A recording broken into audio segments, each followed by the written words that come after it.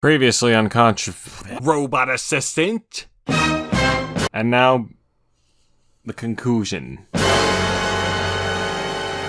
Yeah, that's right, I knew you were behind these events the whole time. And now I'm going to expose you for all the... Oh. Wait, I forgot, you're broken. Alright, just go back to the other guy. I am your long-forgotten cousin, and I planned all of this due to your constant ridicule of my wife. Alright, stop right there, dude. First you're a doppelganger, then you're my twin, and now this? What, did you forget to memorize your script, jackass? Just leave Martha alone, you jerk. No promises. Alright, so... Oh my god, what now? Fool! How dare you imply that Robot had anything to do with this when it was I, Dale the immortal donkey, who trapped you here.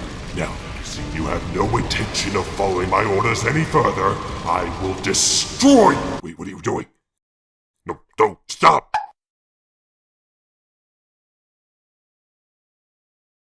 Alright, good. Got that out of the way too. I can finally take this stupid tinfoil off. Yeah, fun fact, I didn't even need this shit, it was just for goof. So, with the unneeded overarching story out of the way, let's finish up this goddamn series in the final entry of the Rockstar Saga.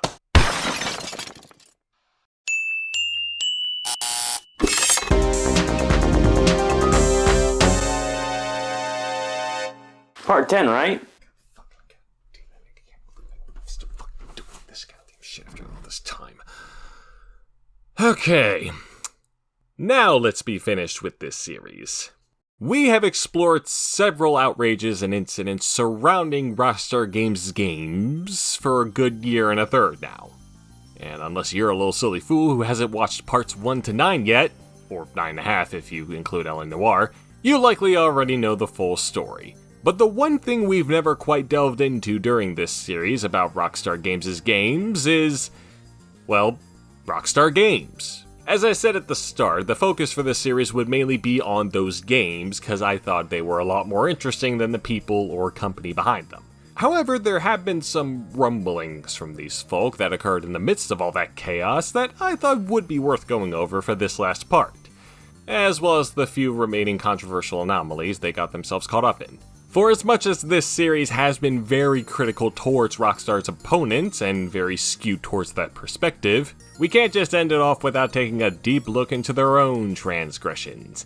There needs to be some balance, so hopefully this final part will do just that, and serve as an example as to why they are not the patron saints of gaming, in case anyone thought otherwise. Not that anyone actually does, but I've been practically filleting this company for the majority of this series, and I don't want anyone to get the wrong idea. You can trust me on this though, because while these shenanigans weren't front and center like, say, Ramiro's were, they are juicy enough to warrant what I can arbitrarily summarize as the current state of Rockstar Games, circa mid-2021. And we can begin untangling this thread of cock-ups by tackling a big problem Rockstar has that will be familiar to any person just arriving from the L.A. Noire video.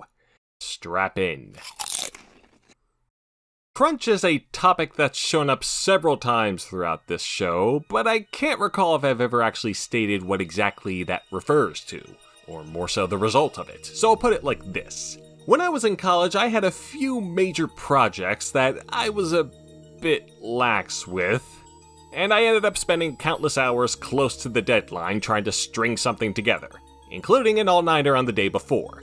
I'd imagine some of y'all have or will have similar experiences at points in your own lives. With that in mind, now imagine working on a project made to be sold to the public and profited on, has several other people working on it, and needs to meet the frequent demands of investors or regulators or the company dog, so it keeps getting pushed back or changed around to the point where you're going to be spending the next month or so sleeping under your desk in an attempt to get the project in a ready state. That, more or less, is crunch time. And when it comes to Rockstar, you better believe that they use it. You don't even have to have any knowledge of what we'll be discussing today to assume that crunch is well ingrained into their work culture. How else did they get Vice City out barely a year after GTA 3? For the longest time, though, we could only speculate as to what kind of hours these devs were putting in. And you might presume that this is due to the awareness of crunch time and its detrimental effects not being as widespread as it is now. Well, not if the EA spouse letter from 2004 and the class action suits that were brought forth thanks to that have anything to say. Speaking of which, that letter served as a source of inspiration for what would spark the largest expose on Rockstar's work environment to date. At the beginning of 2010, in the run-up for the release of Rerd Derd Redemption, a Gamasutra post started making the rounds detailing several accusations against the developer of that game, Rockstar San Diego, and its management. According to the letter, working conditions had become extremely dire since the spring of the previous year, thanks to said managers being dishonest about the deadlines they needed to meet, which allowed them to force their employees to go through endless 12-hour workdays, including weekends, or be disciplined. Whether or not they did comply, those employees' bonuses and benefits could also just get cut for apparently any reason whatsoever. So there's that, and several other issues that point towards these higher-ups being on one hell of a power trip. The group stated that should these conditions continue to worsen, they would turn towards legal action against the company. If you've looked at the portions of the text from this blog I've displayed on screen thus far, I imagine that instead of thinking, holy shit, what the hell happened here? You're thinking, holy shit, why the hell is it written like this? Don't worry, I was thinking this too. Honestly, it's impossible to avoid thinking about that while reading it. It's like someone took the rough draft, ran it through an auto-translator into another language, and then ran it through back again into English. But while the grammar and word choice here may be distractingly awkward, the point they're making is quite firm. And these are some heavy accusations here. Some eerily familiar ones too. Once the post was picked up for mainstream articles, people started reaching out to Rockstar directly to ask, what the hell happened here? Especially considering they had just settled a lawsuit involving Rockstar San Diego for unpaid overtime. Sadly, while Rockstar did provide a response, it was a rather dismissive one that tried to boil the post and any commotion rising out of it down to people taking the opinions of a few anonymous posters on message boards as fact, while stating they do care for their workers in spite of the challenges these large projects bring. How classy. At least most of the comments were supportive, except for the few peckers that pretty much said suck it up, which is just perplexing. Imagine being a part of this team, and the strenuous activity during this time period eventually landed you in the hospital where you get hit with a massive bill that you can't rely on your company to help pay because your benefits were cut just the day before, and the doctor straight up tells you to suck it up. Oh, okay. What is that? It's a gun. For as much as Rockstar wanted to keep a tight lid on this leak and any future developments though, they couldn't prevent the good folks at one of their Maple Land studios, Rockstar Vancouver, from venting their own troubles to the public. Yes, they too were undergoing some heavy crunch time during the development for Max Payne 3. And in addition, their holiday time had been cut significantly, which is always a great sign. Oh, and as a side note, Max Payne 3's development was so turbulent that by the time the game was released in May of 2012, 6 other Rockstar studios had chipped in to help get it to the finish line, which is why the credited developer is, Rockstar Studios. Unfortunately, the crunch narrative seemed to have been forgotten by then, as critics were too busy complaining about how the game was supposed to be mostly set in Sao Paulo, Brazil, but still had elements of Rio de Janeiro instead, despite the developers performing a shit ton of research on Sao Paulo and not the other city, yet it somehow turned out like that. Okay, not every critic put that down in their review, only the Brazilian ones, go figure, but still. In spite of that, I believe we've now firmly established that Rockstar has a problem. And that problem is with... Before we get to the real story y'all are likely more aware of, there's another internal affair that I also believe is worth talking about. But before we make that detour, let's make this detour. Going back to the RDR hype train, Rockstar had briefly found themselves in some trouble over at Oceanialand. Thankfully, it wasn't the usual content within the game causing half of the ratings board to go into cardiac arrest kind of trouble.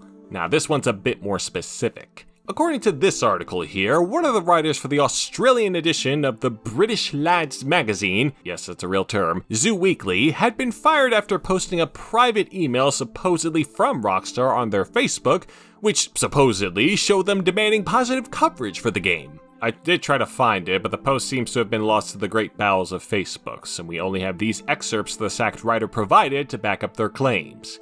And upon the surface, one could easily assume this is what the Rockstar PR wants, but it's also referencing an article of sorts by the disgraced writer, and that's where the story gets muddy. This certainly wasn't helped by the editor chiming in to clarify that the writer in question was actually fired because, among several other reasons, the guy posted a private email on a semi-public site. They also mentioned this article wasn't a review or anything of the sort that could have been influenced by Rockstar, but seeing as this is them acknowledging that the email is legitimate, that raises the question, what was this going to be for then? Sure would have been nice if the writer posted that on Facebook too. I mean, I don't see why not, he was more than willing to post a fucking private email on the site.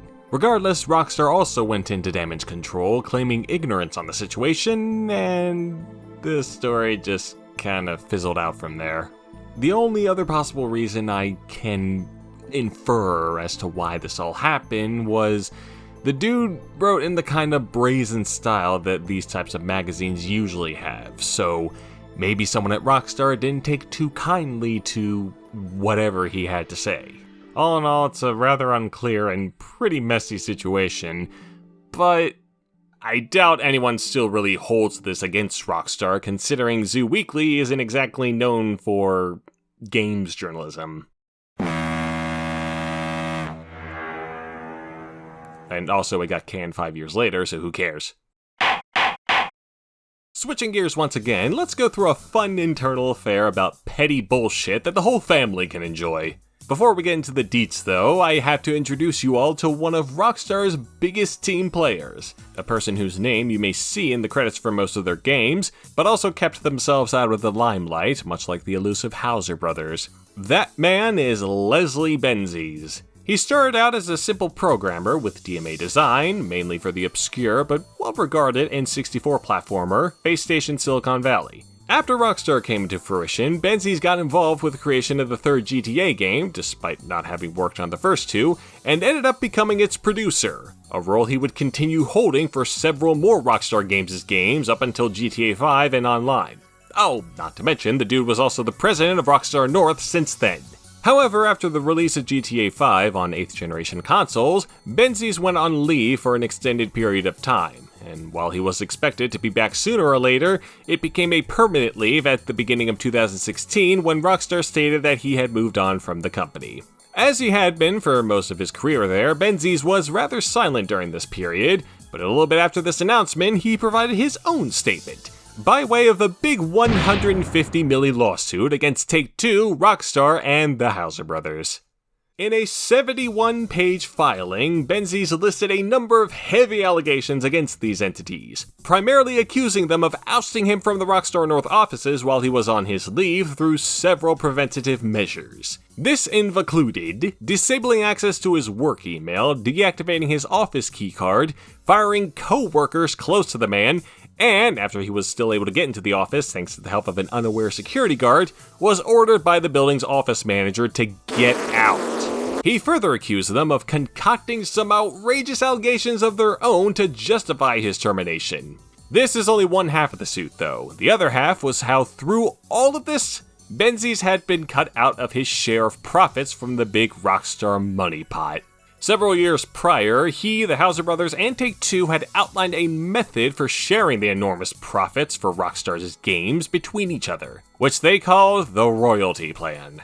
Benzies left negotiations for this plan up to the Hauser brothers, as they'd been working together for over a decade at that point, so he had a great amount of trust in them. Doubly so, as he had already been given their word that he would get his fair share.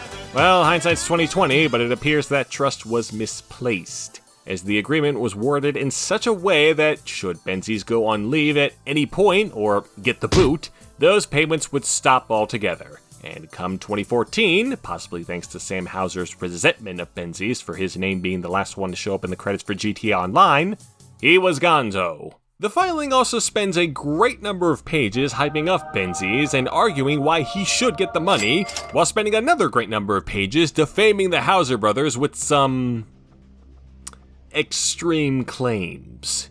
Take-Two, having been named as a co-conspirator, responded with a suit of their own, which didn't have nearly as many pages, but still spent a fair amount of time shielding the Hauser brothers and arguing why Benzies shouldn't get the money, while spending another fair amount of time defaming the man with some extremely vague claims. Now, some of Benzies' statements look to be just a little bit excessive, but it's detailed enough to where I have no trouble believing that there was some foul play involved.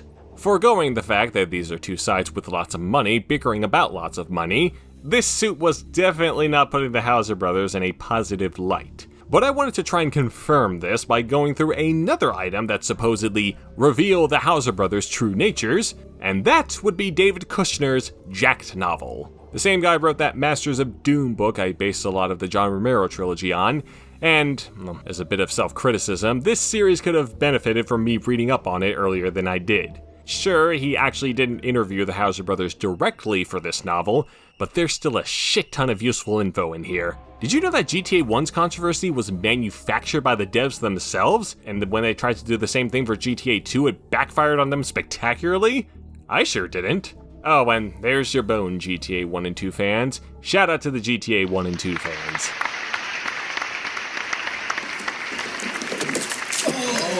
Wait, what was I talking about? Oh, yeah, well, after reading all of this, I can confirm that the Hauser bros are rich, privileged, arrogant assholes, especially Sam Hauser. For as much as I don't like that Game Changers movie, I'll admit they weren't totally wrong in portraying Sam the way they did. Well, does he wake up in the morning going, fuck, I'm not that talented, or is he oblivious to his own shitness? At least on the surface. So now that we've clarified that this is indeed some petty bullshit, where did the lawsuit go?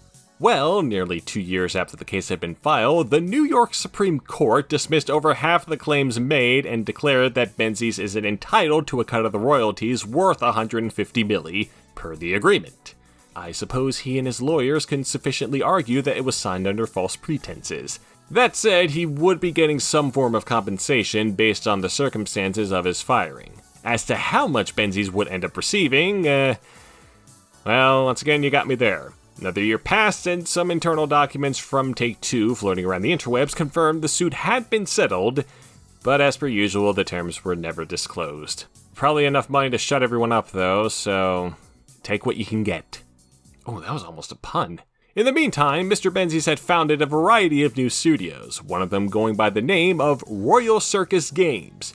In what may be the pettiest move of this whole ordeal, though, Take-Two got pissy at Benzies again as they believed this company name was too close to Rockstar's own company name. Sorry, the acronyms were too close to each other. This came alongside more accusations that Benzies was grabbing people from Rockstar North to work at this new company, and wow, I gotta wonder if all that fighting with Jack Thompson shifted their attitudes towards this supremely catty direction. It's not Columbine Simulator levels of irritating, but it's getting there. I guess we can let this serve as a reminder that this company is just like any other extremely successful company when it comes to its shitty internal affairs.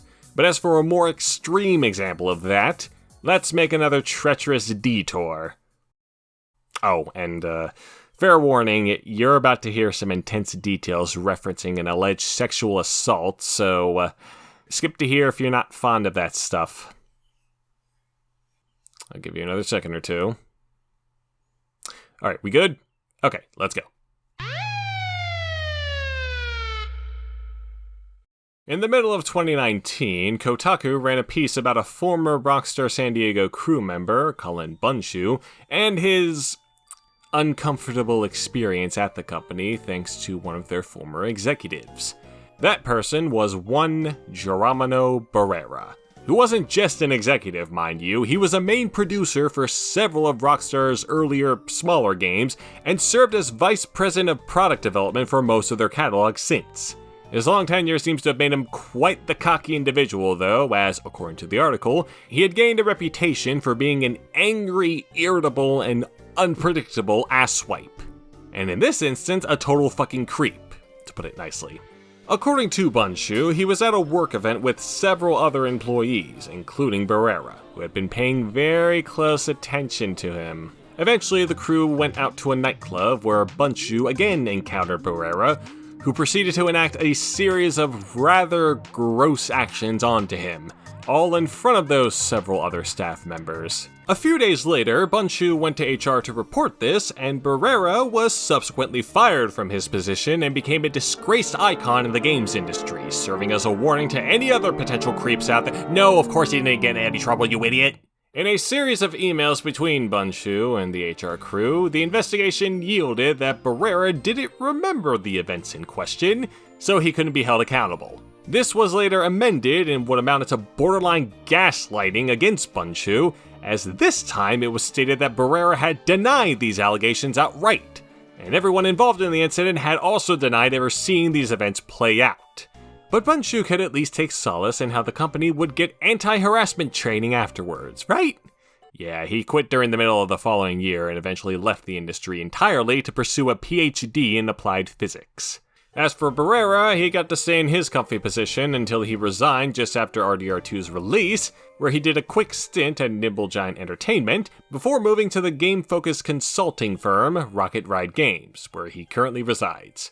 What a lovely, lovely situation. Sure, Bunshu seems to have found a better path of his own, but I highly doubt this is the only instance of this kind of shit happening here. Regardless, I believe we have now firmly established that Rockstar has another problem. And that problem is being a successful business with super rich higher-ups and too few power checks. An unsurprising issue, but an unfortunate one nonetheless. And with the last segment, we can look into the work culture born from these circumstances that can result in incidents like these. So, we have finally reached the last stop on our Rockstar Saga journey. The last game that, as of this date, was surrounded by controversy. And that would be Rerd Derd Redermption 2. This was the long-awaited sequel to the first game, even though it's actually a prequel. And as with their last few projects, was developed by the Rockstar Studios Collective, with Rockstar San Diego spearheading that development. Speaking of which, that took about 7 years, and the budget for it was as exorbitant as ever, and once the game came out, it was praised to the high heavens, sold over 17 million copies in 2 weeks, and earned the record for the biggest opening weekend of any entertainment product ever, while earning a spot right behind GTA 5 as the second largest entertainment launch in history. Are any of you even surprised? It's also here that we return to the subject of, because that's where the majority of the controversy lay. But it weren't no blog post that sparked it. Instead, you can thank one of the Hauser bros for unintentionally starting this one. In a rare interview with Vulture around the time of the game's release, Dan Hauser was more than happy to give out all sorts of details about the game's creation, including the 2,000-page script, 1,200 voice actors, 6 years of motion capture, the 100-hour work weeks, the 70 edits made for the fucking commercial. Jesus Christ, what a perfectionist. Oh, yeah, and that other thing. This rather offhanded mention about how the crew had once again undergone some heavy to finish up this big-ass game was grabbed up too tightly and started up another ruckus, with news outlets reaching out to Rockstar for elaboration not even a day later. You'd probably expect them to slink back into the shadows and, at best, offer another statement denying the accusations like last time, but once again, Mr. Hauser seemed more than willing to talk about this. In an attempt to clarify his comment, he stated he was actually referring to himself and his fellow writers, and that these long-ass hours weren't enforced onto anyone else, and anyone else who did wanted to by choice. Well, I'd say that about solves it. Sure seems they learned their lessons from the days of RDR. I mean, if you completely disregard that stuff, then I could totally believe that, and I'm definitely sure that Mr. Hauser is more than capable of verifying this for all 2,000 plus employees serving under the Rockstar name. Just look at how he handled Mr. Barrera. Yeah, sorry, Danny boy. As soon as you let this slip, there wasn't nobody who was gonna believe otherwise, especially with former Rockstar members adding fuel to the fire with their own experiences. In this vein, though, Rockstar made another display towards being open about their issues by lifting a social media ban put onto their employees and encouraging them to speak out about their experiences at Rockstar, positive or negative. Well, kudos to them for wanting their workers to be more honest and upfront, I guess, but the fact that this kind of thing had been implemented in the first place should raise more than a few red flags. Most of the posts resulting from this were positive in nature, even supportive of Rockstar's policies at points, though again, this is only a small pool of the thousands of people who work under Rockstar, and feels just a bit too curated. But despite their efforts, it was far from enough. So they just threw up their hands and kept going in that direction, which resulted in the most extensive piece on their history and culture of there will ever be. This Kotaku piece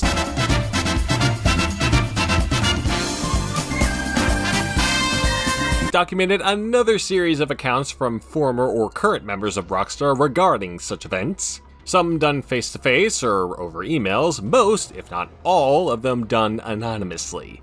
And as you can see, there is a lot of information here. The stories here had a bit of a wider range. So much so, there's a lot of contradictions within them. But since they've now reached out to every possible corner of Rockstar for comments, that's to be expected. If I were to pour over each one though, we'd be here forever. So let's generalize this shit. Based on these stories, we can presume that things had mostly improved since the days of RDR, as there weren't a terrible amount of people working the 100-hour work weeks Danny Hauser had discussed in his big interview. However, a good chunk of these folk did feel compelled to work longer than the 55 to 60 hours they would usually do, whether it be by their own discretion or through outside pressure. Also, note that I said mostly improved, because as far as those working at the non-development Rockstar offices were concerned, shit had gone south. The worst of it coming from Rockstar Lincoln. Who are these guys, you're wondering? Well, according to the other Rockstar Games acquisitions, these fellows were formerly known as Spidersoft and Tarantula Studios. They developed a fair amount of unremarkable games, including many of Rockstar's Game Boy Color entries, before being fully absorbed into Rockstar during the early 00s and transformed into their dedicated Q&A department. Now, in case you didn't know, Q&A departments aren't exactly the most respected portions of large game companies. As documented by several members from there, and even confirmed by Rockstar themselves, Lincoln had been on a regiment of mandatory overtime for at least a year before RDR2's release, a fair amount of the workers not even getting paid for it because most of them were temps, as well as a variety of arbitrary restrictions regarding cell phone use and other parts of their office lives that made the experience a depression-fostering nightmare. If that weren't enough, in a follow-up article over at Eurogamer, employees signing on to that company had been given agreements that waived, UK employment laws resulting in these insane hours. Yeah, I know those words are interchangeable, but still, if you reach the point where you have to go around the goddamn law to keep your workers around, something's gone horribly wrong. So, with all this in mind, one must wonder, for as simple as the answer may be, why? Why did this happen again? Why did this happen before? Why has this been happening at Rockstar for so long? Well, for some, it's a matter of the bond they've made with each other for having worked under these conditions for so long. But really, it all comes down to that company culture I mentioned earlier. Or should I say, cult. I mentioned the camaraderie aspect because for as endearing as it may sound, it also sounds a little bit too cultish for my tastes. The reality is likely nowhere near to that extent, but these employees do reference a pervasive culture of fear in describing their working experiences. Forget skill or position. For these guys, just being in the office and doing something was valued above all else. So long as your managers see you at your desk for however long you need to be, you'll do fine. As for more critical reasons, if these folk get sacked or outright quit, they're losing out on those hefty year-end bonuses, which several had to rely on for extra dough since they weren't getting any of that through the OT. And worst of all, they didn't want to be left out of the credits for the final product, and end up with the same fate those former Rockstar Vienna and Team Bondi members faced. Oh, and another part of that culture were the higher-ups living out their lucrative days like they were a part of a frat house, which makes sense considering the Barrera story, and well, doesn't make those accusations Benzies had against the Hauser Bros seem all that outlandish anymore. Semantics aside, in spite of how much conditions had apparently improved over the years, Rockstar was still maintaining one hell of a toxic work culture, where people are incentivized to slave away at their desk to the detriment of their own health. Once again, not an uncommon occurrence in the games industry, but that in and of itself is just sad. Honestly, I think this would have happened sooner or later, even if Dan the Man hadn't spilled the beans. Allow me to remind y'all about how Telltale Games had imploded under similar circumstances not even a month before this all went down. As for a solution, well, a common sentiment from the interviewees in both articles was that they wanted their environment to change for the better, or continue changing for the better. And from their earlier actions, it seemed Rockstar may want to do just that.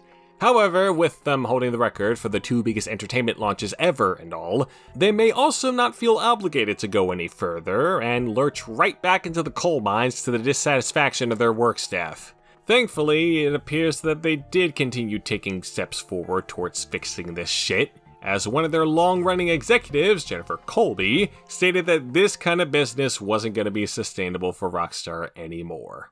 In the coming years, Rockstar had initiated several changes in their corporate structure and work ethics, starting off by delivering a full credits list for RDR2, which had the names of everyone who had worked on the product, even those who had left well before the game was released.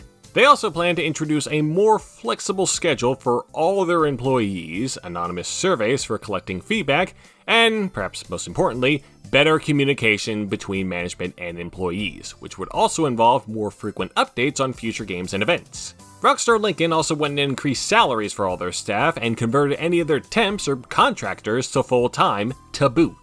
As for that corporate restructuring, they went and rid themselves of the more troublesome studio heads and put the folk they replaced them with, as well as anyone left behind, on heavy management and leadership training. This also seemed to include Dan Chan, who had gone on a long break of his own after RDR2's release and left the company in early 2020. Whether or not this was of his own doing, or was due to his role with the events discussed prior, well, who can say?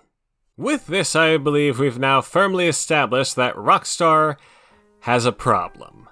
A big problem. But they are working hard to try to fix that problem and clean up their image. One could try to argue that this change of heart could have had to do with the big sick pandemic, but it's clear they were planning to go this route soon, if not immediately, following RDR2. Good on them for doing so regardless. But these are still very much baby steps, and there's a chance this could veer back into hell territory once their next project starts approaching release. Whatever project that may be. For now, though, it seems we can take comfort in how at least one major studio is addressing their various internal issues, and hopefully those who would eventually fall into the same trap a little bit later will take notes. But let's forget about all that nonsense, because who cares about some stupid workers working long hours and junk? You want to hear about that one YouTuber who got banned after punching a woman, right? Oh wait, that's not accurate. They punched a woman in the game, not IRL. Now that would just be silly. No YouTuber would ever... So, just after RDR2 had been released, a content creator by the name of Shirrako had posted a variety of gameplay clips from it. Many of them involving the super epic beatdowns and slaughterings of several NPCs, most prominent of them being the suffragette character. The dude goes about this in a few ways, but this triggered a backlash due to the nature of the video, as well as the expected comments from a video of this nature, and his channel was terminated as a result. Wait, what? Oh god, I gotta fucking delete that GTA 5 video before... Not to worry though, if you were worried, the channel got reinstated almost immediately, which saw more criticism towards him, as well as Rockstar for daring to allow players to abuse this character to their heart's content. Man, doesn't this sound so vaguely familiar? Tempting as it may be to put this in a similar category to one with that age-old argument, no one ever actually accused Rockstar of forcing players to do that to get points or whatever, just that it can be done in general. So let's see if I can put this in a way that doesn't make me look like a complete dumbass. For as tasteless and crass as this video and its comments may be, and the few others like it, I don't think this warrants an entire channel being taken down. The video being taken down, or an age restriction, which is what they ended up doing, sure, fine, whatever. But a full channel shutdown? All that does is just open up a shit ton of questions about how YouTube goes about this stuff when it isn't automatic. Now, although most of the controversy revolved around this stupid video, it also inadvertently started a conversation about player choice in these situations, and the morality of punching a 19th century feminist, as well as Rockstar's consistently even-handed approach to politics. Okay, I might elaborate on this at some point in the future, but I've been bouncing all over the place for this goddamn video. Just allow me to just let this stand as is, okay? Okay.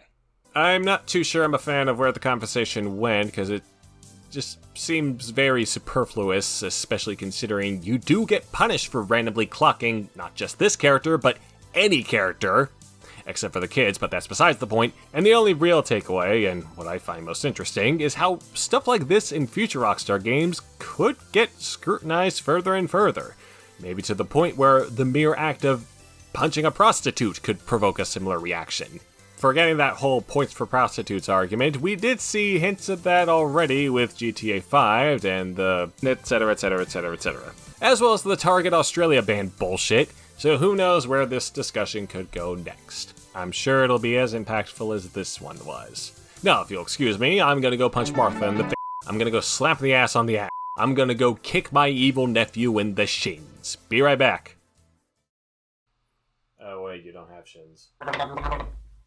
Moving on to the final topic of the day, week, month, whenever the fuck you're watching this shit, we have another good old-fashioned legal dispute on our hands. This time from the esteemed Pinkerton security agency.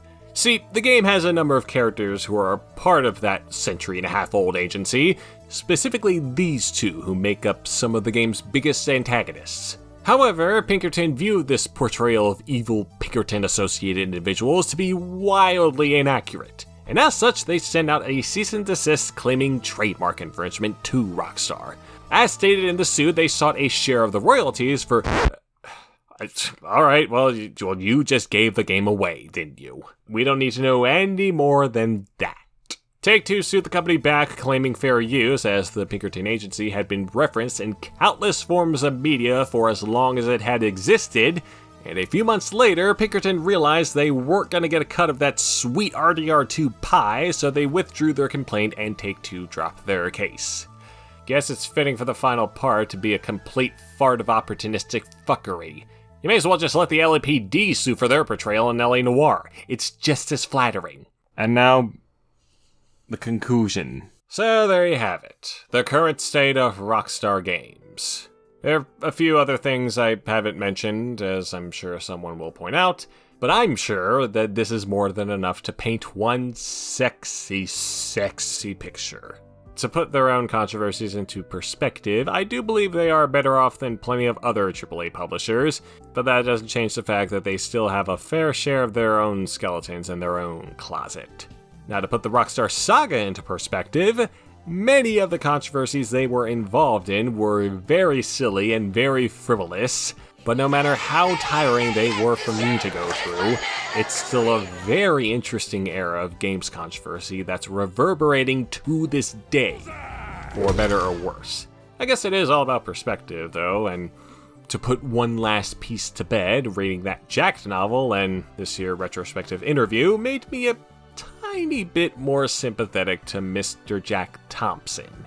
Because for all my negativity towards the dude, he did seem passionate in his goals, and in his mind, I'm sure his actions were well-intentioned. Now that gets dismissed entirely when you remember... But the dude's teaching civics for Florida inmates at this point, so there's really no further harm in here that he can do. As for where Rockstar controversies could go from here, should they ever happen? Well, I think it's pretty clear that the glory days of those controversies are long gone, and whatever future guff they get into won't be nearly as interesting. To wrap this all around in one messy, messy bow, I'll ask again. What comes to mind when I say the term video game controversy? A specific game? The government? Someone getting pissy that their creative monster from their very popular film was apparently stolen from them? Or do you think of a company whose legacy and status has been cemented into the grand history of video games? Yes, truly, you should be thinking of... Oh, shit. Looks like the studio time's up. Alright, folks, just strike the set and go home. I think we're done here. I'll finish off the rest. Good job all around. Except for you, Martha. You need to work on your delivery. Did I do okay? Huh? Oh, yeah, you did fine. I'll call you again if I need you. Alright, cool. Later, dude. Yep, see you around. Okay. Well, that was an interesting endeavor. Now, where should we go from here?